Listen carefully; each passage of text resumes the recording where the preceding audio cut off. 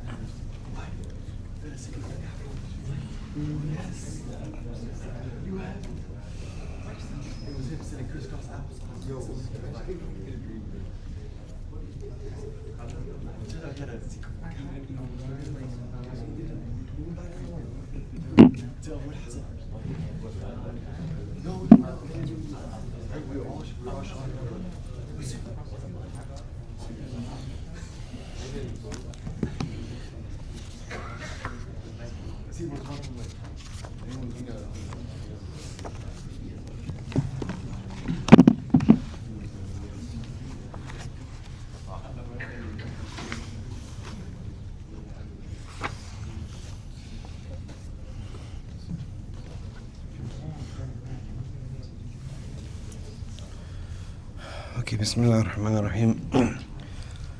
So we finished, we did the section on knowledge, and we did the section on ritual prayer, and now today we're going to do a section on invocation or dua.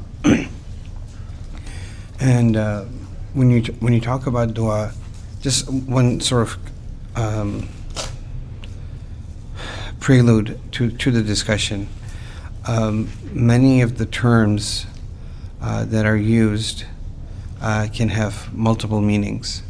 And so when we talk about perhaps the widest meaning in the realm of ibadah is dhikr.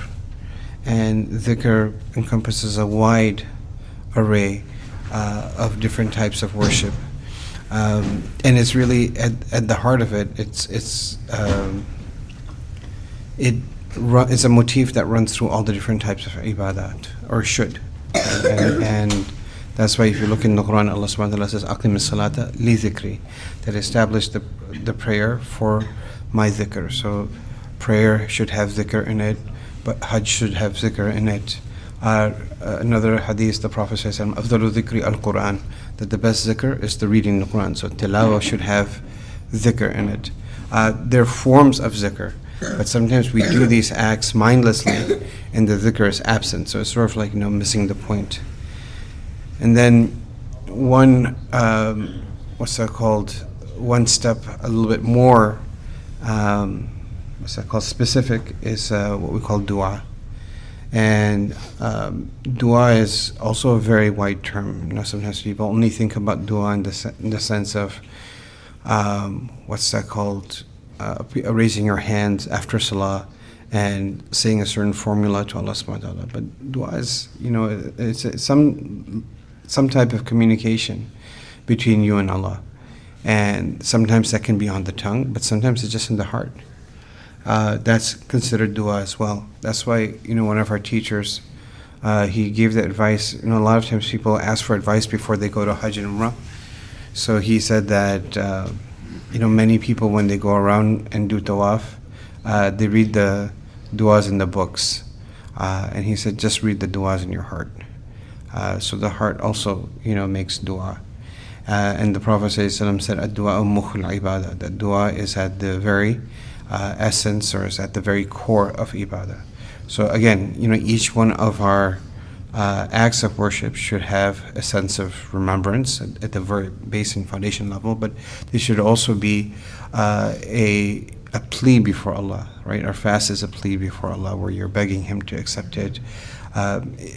It's ways to manifest our servitude and our love for Allah subhanahu wa ta'ala. Like if someone who becomes very much in love with someone, sometimes they want to, love seeks a way to find expression. Right? There was this one, teenagers do very silly things. So he had his crush, and he finally expressed his feelings for his crush, and she said, "Well, I have feelings for you too." And they think like the whole world stops for it in that moment.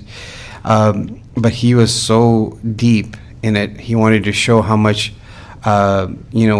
he had love for her. So he actually cut himself, and he would bleed, and then he wrote like a letter in blood or something like this. He tried to present it to her just to show, this is what you quote unquote mean to me. You're dearer to me than life and stuff. But where does that come from? Is this very intense love, and it's hard to keep it inside. You can even walk through a park. And you see the trees, or you go to New York City, it's, in the graffiti in the subways, it's like you always, every turn, you see a heart, and it's like, Ken and Jenny, and, Tim and Kathy, and like, they're not even a thing anymore. They're not even an item anymore, but it's like everywhere because they wanted to express itself. And so, our fasting, when we deprive ourselves from the things that we love, it's a way, to write a dua to Allah as well. And Hajj is the same way. So the whole thing is as ash'ath, and you just forget about everything and you just focus on Allah. Each one of the zakah is like, you're ready to, spend whatever to make Allah subhanahu wa ta'ala happy, so on and so forth. Right? Each one of these has a dua aspect. And then, you get even more specific, like the salah and the particular, what's it called, ibadah, the 5 pillars and stuff that we talk about. But undergirding them is these two things, dua and dhikr. So this session is replies. They say that it was titled under it's titled as dua or invocation, but the principles also apply to dhikr, and you'll see that mentioned. So in fact, I'm just looking at it right now. It just struck me. He said, لا تترك الذكر لأدم حضورك مع الله فيه. That don't leave zikr. Now he meant what's that called, invocation, right? Or at least that's how the translator translated that. He said, don't leave dua. But the word that's mentioned is zikr, right? Don't leave zikr due to the lack of your presence with Allah subhanahu wa ta'ala in it. لأن غفلك عن وجود ذكره أشد من غفلتك في وجود ذكره. I'll explain it, but I'm just going to translate it first because your heedlessness from what's that called, remembering him in it, from even remembering him or making dua in the first place, أشد من غفلتك في وجود ذكره, is more than your heedlessness when the dhikr itself is present. فَأَسَى أَنْ يَرْفَعُكَ مِنْ ذِكْرِكَ مَعَ وُجُودِ غَفْلَةٍ إِلَى ذِكْرٍ مَعَ وُجُودِ يَقْظَةٍ وَمِنْ ذِكْرٍ مَعَ وُجُودِ يَقْظَةٍ إِلَى ذِكْرٍ مَعَ وُجُودِ حضور ومن ذكر مع وجود حضور إلى ذكر مع وجود غيبة عما سوى المذكور وما ذلك الله بعزيز.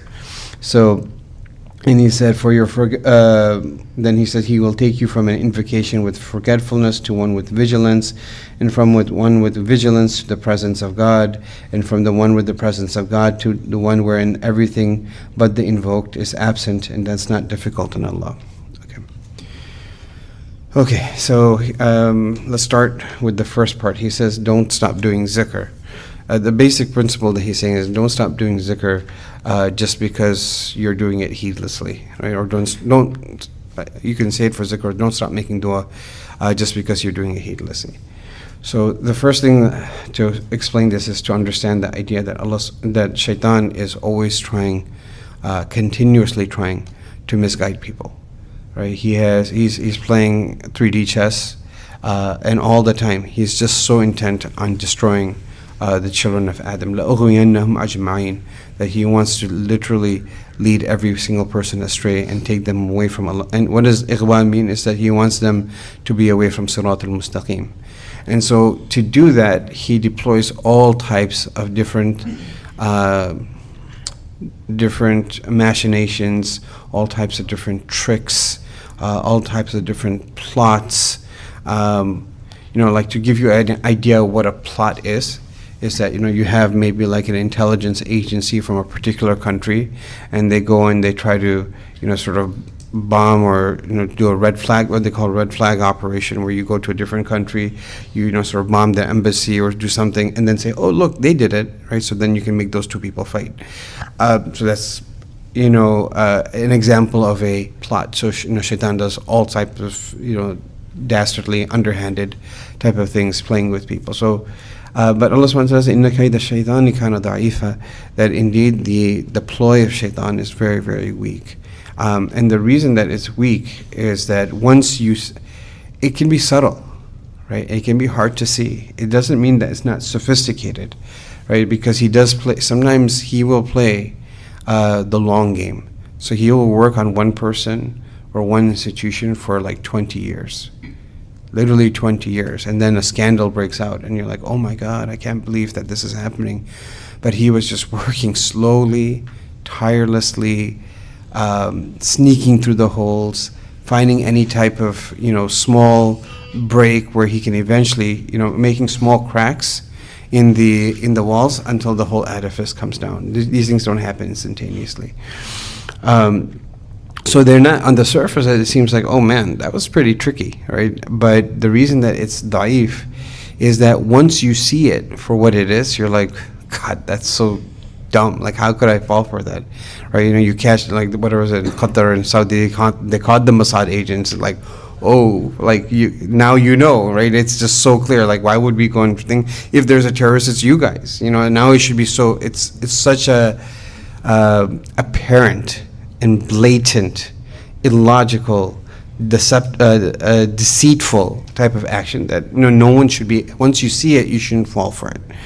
So, but the first thing is that they say that the greatest trick of the devil, I think it was Tom Sawyer, said the greatest trick of the devil is convincing people that he's not out there.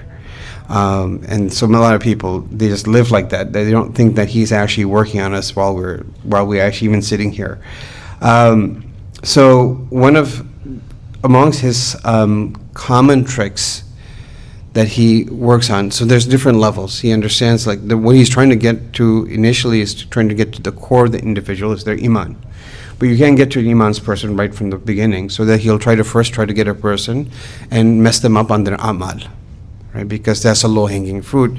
That's the first line of defense. So he's going to try to get a person to stop doing an act.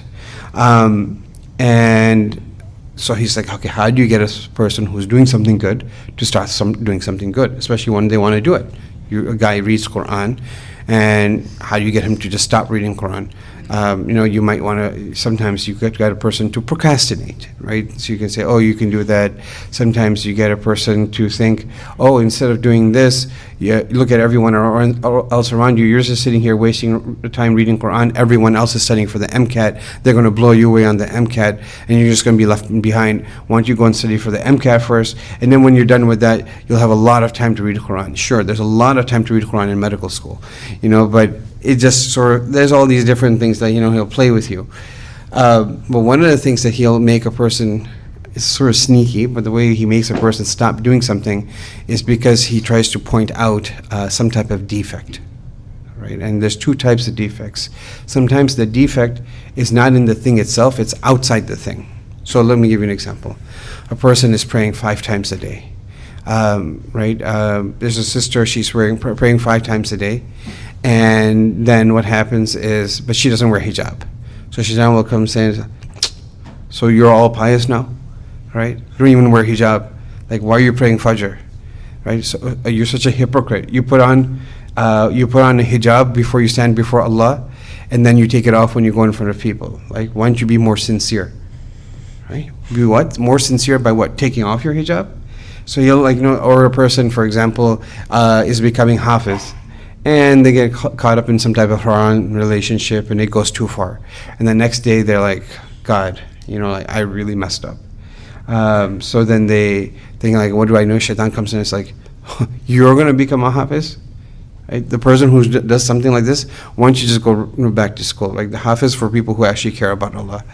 And he's like, yeah, man, I'm feeling so guilty. If you're feeling guilty, the idea is that you should have become a hafiz, right, to make up for it. But Shaitan will make you feel, because of that defect, that leave this good thing because, you're just a loser and, all this loves. And creates, ice, a hopelessness, in an individual. And so sometimes the defect is outside of the thing, and sometimes he'll point out and make a person leave something because of the defect that exists inside the act itself. So for example, sister's wearing hijab, but she only wears hijab when she comes to the masjid, right? She doesn't wear it when she's going to school. So Shaitan comes and says, oh, look at you, you're not even, or let's not even take it that way. Say she starts wearing hijab, but it's because her mom kept on telling her to do that. And Shaitan will say, like, look, you're so insincere. You're just doing it because your mom told you to do it. And because if you're not doing it for Allah's sake, so you shouldn't do it. So now what does she do? She's like, okay, actually, to be sincere, I'll wear it at home, but when I go to school, I'll take it off. Right? So he's trying to point out some defect. But if that was actually true, then there would be no such thing as enjoining good and forbidding evil, right? There would be no such thing as nasiha, because anytime you give a nasiha, let's just put it, anytime you give a nasiha, obviously the other person is having some type of effect on you. And just because a person has an effect on you, it's not the same thing as you doing it for their sake, right? Those two things are different. So for example, if the mom had told her that you should start putting like a towel on your head or walk around, and Allah subhanahu wa ta'ala had never said that, right, that there's nothing in the deen, like would you even be doing it? No, obviously you're doing it because you also know it's a part of the deen, and now you needed some extra energy or energy of activation to get over the hump, and your mom is giving you that extra energy, so you should use it. It's just like coming to the masjid. It's sometimes hard to pray nafil when you're at home, but it's 27th night, everyone else is praying, and then you're like, oh, I don't pray nafil at home, so I'm not going to pray in the masjid. No, you should still pray in the masjid, right? And if you're using that energy of the group, you can use it for your advantage. Yes, there are layers of sincerity that come after that, right? We can get to that, but the person shouldn't fall for this, rookie mistake. I remember one time, what was it called? very early in my studies. I came across one thing about Omar radiallahu an, where it took him so many years to finish Surah Al-Baqarah, like 8 years or 10 years, in a very long period of time. And that the Sahaba, they used to learn ilm and amal together. And what's that called? I'm like, I was just beginning my, journey of knowledge, and I was learning a lot of things. I was reading a lot of, you read a lot of Quran, you're learning hadith. And I was just getting scared. I was like, I'm not doing amal on this. I'm not doing amal on this. And eventually, it became like so heavy on me that I said, I'm just going to quit. I can't do this. So I actually, but alhamdulillah, before I went I went to the office of the principal of the school, and I said that, I want to quit. And he said, why do you want to quit? And then I told him, because, I'm not doing amal on everything I'm learning. And so, it was a different culture, a different time. He tried to advise me, but sometimes it's not even what your mashayikh will say. It's just some barakah Allah subhanahu wa ta'ala puts in their words. So what he taught, and then he said something, and I'm counter arguing with what Omar radiallahu anhu said, and then he basically said, I still remember what he said. He said, "Oh yeah, if you want to do it like that, then you can never become an alim." I'm like, I'm fine. Why do I have to become an alim? I'd rather be a person who practices on a little than becoming an alim. What do I care about titles? But anyway, Allah subhanahu wa ta'ala saved me from my ignorance, and you continue. But the idea was not to leave ilm, right? The idea was to keep on continuing your ilm and try to have your amal catch up, right? Because if you cut off the ilm itself, you will have neither ilm nor you will have amal. Right, the sister who this is the same thing of enjoining good. Allah subhanahu wa ta'ala says, Ya ayyuhalladhina amanu, lima taquluna ma la taf'alun. Why do you tell people to do stuff that you don't do yourself? Kabura maqtan 'inda Allahi an taqulu ma la taf'alun. It just ticks Allah subhanahu wa ta'ala off, right? It makes him so angry. So when a person says, if my kids are doing something wrong, I can't tell them. Or I see something, I smoke myself, so I shouldn't tell anyone else to smoke. Well, no, so ulama will write about that. And yeah, you should be acutely aware of your own faults, and you shouldn't be a hypocrite and tell other people things to do that you're not doing yourself. But if you're also struggling with that thing, that's not the same as just doing it brazenly and not caring and going around preaching. Like if you're struggling against that, say you're struggling to lower your gaze, and you see your friend and he's also lowering your gaze, hey, like, bro, man, you shouldn't be looking at that. That's okay, because they say that if you were to leave it like that until you quote unquote become perfect, until everyone becomes perfect before they could tell other people things, then there would be no amr bil ma'ruf and nahi anil munkar in the world. Like, who's perfect enough? Like, let the person who has no flaw be the first to throw stones. People, everyone has faults. No one is perfect. And the idea is that if you leave something due to not doing it yourself, or you leave something due to lack of sincerity, or you leave something due to one of these defects, then you end up losing two things, right? You lose, first of all, say you left something due to lack of sincerity. You still don't have sincerity, right? Plus you don't have the act itself. And that's the thing, that everything requires a nidus, and it requires time. You have to build it up. Maybe easy way to think about it is that, you make, one of the things I do is I get a lot of cases at work, and they come with rubber bands. So my little thing is that, you make rubber band balls and bring it after, like, you do 100 cases, you have enough rubber bands for a rubber band ball, and you bring it back to the kids, right?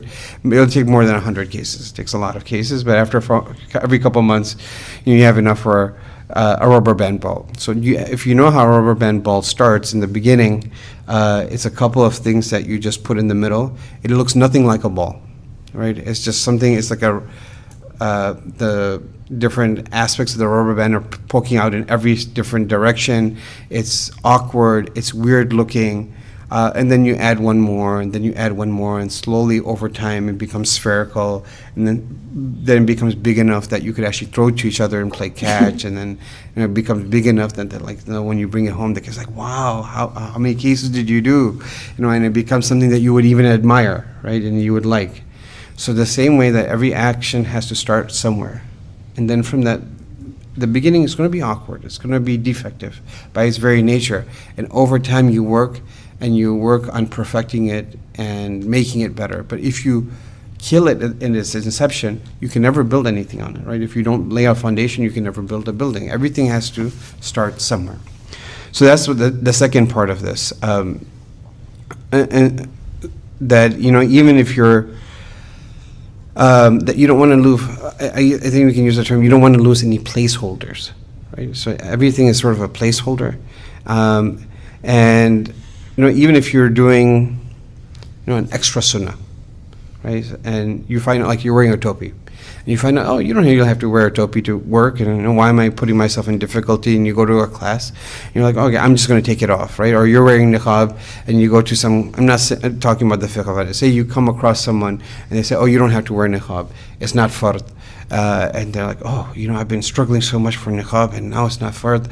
And the idea is that, look, this is a placeholder. Allah subhanahu wa ta'ala give you some ability to obey Him, do something good in some way in your life. And that is, if we were left to our own advices, it'd be impossible to even do one good deed. So if Allah subhanahu wa ta'ala give you some level of obedience, whatever, it could be the smallest thing, but if He gives you, like, it made it a habit and it's easy for you and you're doing it, don't give up anything, right? You have to guard each one of those things. I had a friend who used to, I think he was at the UN, and then later on he was, I think, a communications person to Tony Blair in UK, and he had sort of that pedigree. And his parents, mashallah, they were very sweet people, Bangladeshi, and he wrote a tribute to his father when he passed away. And one of the stories that he was sharing was, his father said that, like he had this sense of, like, I don't do that much. And he says, I just have two, he said one day my dad came and asked me, he said, I have two sunnahs that I do. He said, I sit and drink water, and I drink with 3 sips. He said, do you think 2 sunnahs is enough to get into Jannah? Do you think 2 sunnahs are enough to get into Jannah? Like, and that's the whole idea. If you have tawfiq to just do 2 simple things, don't let go of those things, because those could be the 2 things that save our neck on the day of Qiyamah, right? You have to guard each one. So don't let shaitan take any good deed away from us. The second major trick that he does is the trick of perfectionism. So there is, and they say perfection is the enemy of good sometimes. I had one teacher who's very perfectionist, and he had done, written so many books, in fact, right? But he never released any of the books because they weren't up to his standard. Like, it has to be exactly right and this and that. And so his shaykh, he told him, he said, all your sawab is on your hard drive. Right? Sometimes when you get into this, because everything has to be exactly in a certain way, that becomes a little bit more about our own preference rather than what Allah subhanahu wa ta'ala needs or wants from us, or what the ummah or people need from us at that time. And that should, to some degree, be, prioritized. And people, and shaitan will make all types of rationalizations why it has to be perfect. He says, oh, this is a religion of ihsan and this and that. But, like, you don't start at ihsan on day one, right? No one is born an alama, right? It takes time, it takes effort, so on and so forth. So anyway, the idea is the way that we, and that fits into this. So he says, like, don't leave zikr just because you're doing it in ghafla, because what's worse than zikr that's ghafil or dua that's ghafil is no dua at all, right? That's even worse. That's the first thing he talks about. Then he talks about, then he says, okay, so now you're making some dua, that's the beginning of your rubber band ball, right? And he's like, okay, now how do you start building the rubber band ball? What does progress look like? So he says that basically there's 4 different levels. The first level we already talked about is that when a person is making dua in ghafla, and a very simple thing is that when things become rote, they say, like kicking beads, that tasbih, you're just kicking beads and you don't really even know what you're saying, you're not even paying attention. But the second level, that he said maybe when you're doing it, that you might break through, right, that sound barrier and get into the second level, which is the level of yaqza. And the level of yaqza is like yaqzan is an awakening. And so what's being woken up? When a person's sleeping, you don't know what in the world is going on, right? And someone, especially if you have someone in your family is like a deep sleeper, like literally the house could burn around you and they wouldn't know because they're so deep in their sleep. And sometimes kids can sleep like this. I remember when some of the little, like young kids, that you're trying to get them up and get them to the airport, and you're waking them, and they're waking them, and they just don't get up. You just actually literally have to pick them up, put them in the car, and they're still like knocked out because they're so, out of it, subhanAllah. So people might be really in their, ghafla, and then when you wake up, then you look around and you're able to see things and you know what's going on. And so one level of yaqza is that you just even know what you're saying. Right? Sometimes you get to the point, and I give you a very simple example. A level of yaqza in your salah is when you read Surah Fatiha. Most people actually hear, you can say, I don't know Arabic, but most people know what Surah Fatiha means. But they still don't read it like they're awake. They read it like in like their Tesla's in self-driving mode, right? It's like automatic right now, and they're not paying attention to the road. So you start just paying attention to the road, right? That's a level of yaqza. It's when what you say, so one level is that you start thinking, right? The mind becomes, so level of yaqza, mind becomes activated. Simple way to think about it. Mind becomes activated, and what you know what you're saying, and what you're saying is accompanied by both thought and awareness. That's one level of it. Another level of yaqza is that there's less distractions.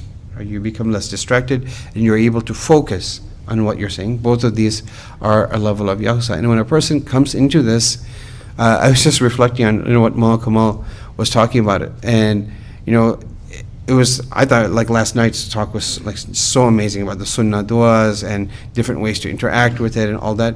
But it just means that you're doing something very basic in the deen. And like I think one of the magic is there's so many people who even live awake. So when you have an-nasu niyam, like generally everyone's sleeping, you see one person awake, you're like, oh my God, that's so amazing, you're awake. He's just awake, right? When the mind is awake, then you start seeing all different types of things. You're like, oh my God, there's a tree outside. You're like, oh my God, a tree? Yeah, well, it's been there all along. You've just been sleeping, right? There's a sky. Oh my God, there's a sky? Well, it's been there all along. It's nothing magical. It's all there, right? But waking up is hard.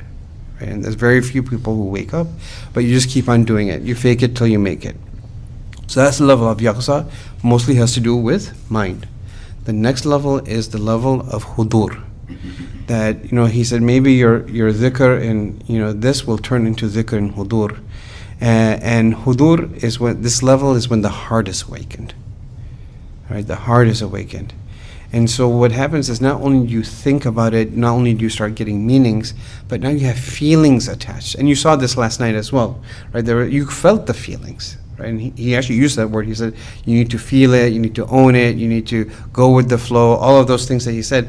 That's what it is. There's an element of hudur, and this is where it begins, that there's emotions which become, and what happens is in yaqza, like each one of these quote-unquote 4 levels, there's gradations in between it. It's not just like one thing, right? There's levels of ghafla, right? And there's levels of yaqzan. And then there's will also be levels of hudur. So the first level you could in here, like sub-level, is that you start feeling emotions, you have feelings about this, you have tears in your prayer, you make dua, and you just feel love, or you feel fear, or you feel awe, and you feel reverence, you feel humility. All of those things start coming out. Then there's another level, is that is also part of hudur, is that what we call istighraq. This happens in zikr again, and it can also happen in dua. Usually, like for example, if you're sitting in muraqabah, if you're just doing 5 to 10 minutes of muraqabah, you don't get into istighraq. It's usually people who start getting into like 30 minutes, 40 minutes, 1 hour muraqabahs. Then you start getting into the zone where you get into the zone, right? And then people who can make it to 1 hour, getting from 1 hour to 2 hours is not a big deal. And getting from 2 hours to 3 hours is not a big deal. Because once you're in the zone, you're in the zone. One of my teachers who I did Ibn Kathir with, one of my kids, my group from the madrasa, we have like a WhatsApp group, and they send all different types of stuff from the madrasa. So one of our teachers, every single night, he does, what's that called? He's been doing 10 juz of the per night. they start and like and then they send a clip of the end, and it wasn't like it was like, it was like Abasa wa tawalla an ja'ahu al-a'ma. I was like, you just spend the whole night doing 10 juz like that. So they start at 9 and they finish at 6. Okay, so you're like, okay, wow, that's pretty amazing. So but the thing is that it's 21st, 22nd, 23rd, one khatam, but he doesn't stop. Then it's 24th, 25th, 26th, next khatam, like back to back, you know. And when I was telling Zahid about this, and he's like, these are the type of people that, you know, there's baqiyatu salaf. It's like some of the remains of the salaf remain, you know, that you see in your own generation, that they used to pray like that. They used to feel like that. Now, a person who does that, you're like, how in the world, right? How in the world can you stand from 9 o'clock to 6 o'clock? Right? There's no way. It just doesn't make any sense. But what people don't realize is there's a threshold, right? If it's really hard, to go from like, you know, a 10-minute salah, like, you know, if you go to 10 minutes salah to 15 or 20, it just feels very heavy, right? I mean, you know, say the imam. I think one time, one of the days, our imam over here, he went a little bit long, right, like 15 minutes, and he got immediate feedback. They're like, can you please keep the salah to 10 minutes? Right, it's 5 minutes, but it feels like so much. But if you become a person who prays at night, and you get used to praying, for example, 3 hours, or an hour, or 2 hours, once you start getting into that zone, the difference between 2 to 4 hours doesn't become that much, right? Or going from 4 hours to 8 hours doesn't become that much, because it's just like you're used to it. The limiting reagent is not boredom, right? The nafs is not spoiled. The limiting reagent just becomes sometimes you just get tired, right? Maybe an easy way to think about it is that, you know, like if you're binge watching some like Netflix like thing, the limiting reagent is not usually, oh, you know, like, and if you really like Game of Thrones or something, right? And people usually, if someone's doing it, they won't stop because they're like, oh, I'm not interested anymore. This is too boring. If they're like into it, it's usually like they just get so tired that they fall asleep on the couch, or like, oh, I gotta go to work tomorrow, so I need to get at least some sleep. Same thing with basketball. Like, I mean, you look at people, they're up the kids are up the whole night playing basketball, and that wasn't heavy, right? Because once you're like really into basketball, the only thing is that if you play like 4 or 5 games and you keep on winning all of them, then you get a little bit tired. You're like, I'm gonna take a little break. But then as soon as you feel a little bit better, you're right back on the court. You're like, okay, let's go. Let's do another run, right? You're gonna run it. And so salah works sort of the same way, right? This is another level of hudur. Then another level that comes after that of hudur, of presence, is that you are making this and you feel that Allah's watching you, right? That He is, that you feel that you are present in front of Allah, right? أَن تَعْبُدَ اللَّهَ كَأَنَّكَ تَرَاهُ, that you're worshiping, and so you're just like, oh my God, I'm in the grand court, and Allah's here, and He's listening to my words, and so you feel that you're present in front of Allah. Then there is one level that comes after that. And then what's that called? Which is not that you are not that you are present before Allah, but that Allah is present before you. Right? That's another level of hudur, or of presence. So now you're like, okay, is there any level that can come after that? أن تعبد الله كأنك تراه فإن لم تراه فإنه يراك. So you came to that level? Yeah, there's even levels after that. And so one of the levels after that is what he talks about at the very end. And so they use a different term over here, but this really refers to the level of fana. And fana is what's that called? Annihilation. So what happens in this, and explain in a very simple way. Remember the last 2 levels of the previous one, which is what? That I am present before Allah, and this what's that called? And the second one after that is Allah is present before you. In this next level, there's no you, there's no I, there's no me. It's just Allah, right? It's just Allah. The focus becomes so much that a person doesn't even know, right? In a sense that there's no sense that they themselves are there. Only thing that a person sees, their whole entire horizon is just filled with the awe and khushu and khashya and magnificent and reverence of Allah subhanahu wa ta'ala. And some of the mashayikh who got to this level, they actually went so much as to say that the idea at this level is to wipe kullu ma siwa Allah, anything other than Allah. And what some of them became so hassas and so sensitive and so introspective and subtle about this, that they realized, if I realize that I'm annihilated, the only thing I know that I can only see Allah, the realization, right, that I'm in this state is also other than Allah. That realization, so that needs to be also annihilated. So then they had a level called fana'ul fana, right, where you annihilate the annihilation. At that point, you don't even realize that all that exists before you is Allah. It's just Allah, right? And people have taught. I think people, Orientalist writers and stuff, they talk about this like, the Gnostic experience and the Great Opening, and they use all these type of terms. And in their mind, they're thinking like you're getting into this thing. There's just hulul, and you're become one with God, and it's nirvana. It has nothing to do with this pantheism and God coming into you, and it's just that Allah becomes so big in your eyes. It's like the sun. It becomes so bright, and you're looking at the sun, but at that moment, the only thing that exists is the sun piercing your eyes, right? That nur becomes so overwhelming. And when a person's in that state, then the dua itself becomes the horizon, right? Not the fact that they're making it. Now, this might all seem, and I'll tell you, this is not even. There were some mashayikh who reached such levels that they looked at this fana'ul fana and they saw that as naqs. They saw that as also, and because there's levels that come after that. I mean, he stopped right here. At least in this particular aphorism, he stops over here. But even you look at that and you're like, oh my God, that's impossible. How could any human being, little old me, let's just leave that for the mashayikh, let's leave that for the Ibn AtaIllahs of our ummah, that I could never reach that. And I think that's a whole nother problem. Because, what's that called? This is all predicated on the idea that somehow we are the agents of our own progress.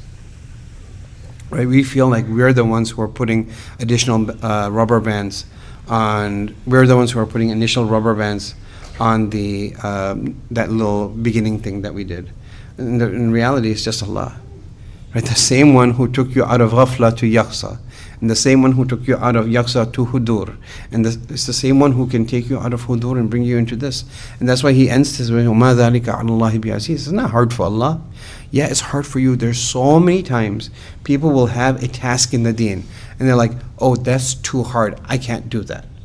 Alim's course, I can't do that. Hifz, I can't do that. Becoming a Sufi, I can't do that.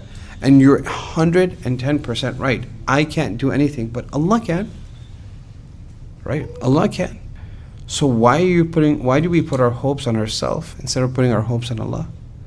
Right? Let Allah subhanahu wa ta'ala show His colors. Right? Just come to Allah subhanahu wa ta'ala with a sense of complete dependence, and see how He opens up the different doors of dua and dhikr and ibadah and all these other things. And in that sense, that part is easy, because in some ways you don't have to do the hard work. You just have to keep on showing up. It's like you come to Quduri class, you don't understand anything, and you show up the next day, you don't understand anything. You're like, that's fine. I'm such a dullard. I won't probably understand for 10 years, but I'm just going to keep on coming until Allah subhanahu wa ta'ala will make an opening for me. And it does happen, right? It does happen. I remember, like, I came when I first started studying. I was studying like a very introductory text, and I had a lot of Western academic hubris when I came into the Islamic world. I thought mullahs and Maulvis are backward and stupid, and they don't let you ask questions, and non-academic. And look at me, big GPPA person coming here studying. And so then, Allah really humbled me, because we were doing And that's the door of progress, is humility. So despite he took me, he progressed me. I would say not because of me, but despite me, and all my faults. And so one of them was this. So I came in, and then we were doing this very introductory text, which was like Nurul Idah, right, by Imam Shurunpuli. And I was just like, I can't get it. Like, I wasn't able to do it. There were so many juziyat, and I couldn't remember everything. And I just felt so, like, I wasn't thriving. Like, perhaps for first time academically, I wasn't thriving at something. And then I was just like, and then you think, like, should I even continue? And then I know that somehow I came across this story. Maybe it was in Ta'lim al-Muta'allim or another book about someone who was also at another introductory text. And he's like, he kept on studying it, and he studied 7 times, and then he couldn't get it, and he's like, forget it, I'm out, right? And he was leaving, and when he was leaving, he actually saw an ant, and there was an ant hill, and the ant was trying to take the crumb up to the ant hill and put it into the nest. And when he would get to the top, the thing would slip and it would fall down, and the ant would go back, and he would pick it up and try to take it. And he would go back and he would try to take it. He said it happened 7 times, and the 8th time he was able to get it in. And he said, should I be less than the ant? And so he went back, and he did it the 8th time, and then he got it. Right? And sometimes that's what it takes. There's very few Muslims who have won the Nobel Prize, but one of them is one of these Pakistani brothers. I forgot who he was, who had won the Nobel in chemistry or something like this. His name escapes him. So someone asked him, he said that, no, how did you achieve, you must be brilliant, you got the Nobel Prize. And he's like, no, I'm really not, I just work hard. He's like, no. He's like, no, they're like, everyone, we're brown, everyone works hard. Like we've been like ingrained to do that. He said, no, you don't understand. He's like, most people, yeah, I mean, is sort of imbibed within us. But he said, like, you take a chemistry book, and he said, how many times would you read it? Most people like have a textbook in the classroom. You just go by the notes. You don't even read the textbook, right? He said, I read the textbook. I didn't understand it. He said, I ended up reading the whole textbook 3 times before I got it. So like, there's something about just showing up, and you keep on knocking at the door, until it opens. And a lot of people who really make it quote unquote big, whether it's in Hollywood or in the industry, it's just keep on knocking at the door. Right before I came here, I was just trying to finish a final proof on a paper that we finally got accepted. And it's not the greatest paper in the world, but it is, like, I think the first molecular characterization of a very rare tumor that's, like, that's never been done, right? So it was the first report. Modern pathology rejected it. This people rejected it. Just kept on floating it, right? And I went back into my files, and I saw that we first started floating the paper in 2024. Right? And the proof is going in right now. I eventually got accepted. Right? You just got to show up. You just keep on showing up. Dua is the same way, okay? The next one, what are we at? These both are sort of long. Okay, we're at an hour, so why don't we we'll keep it here, and the next one we'll do the next 2 aphorisms and close out this section. جزاكم الله خير وآخر دعوانا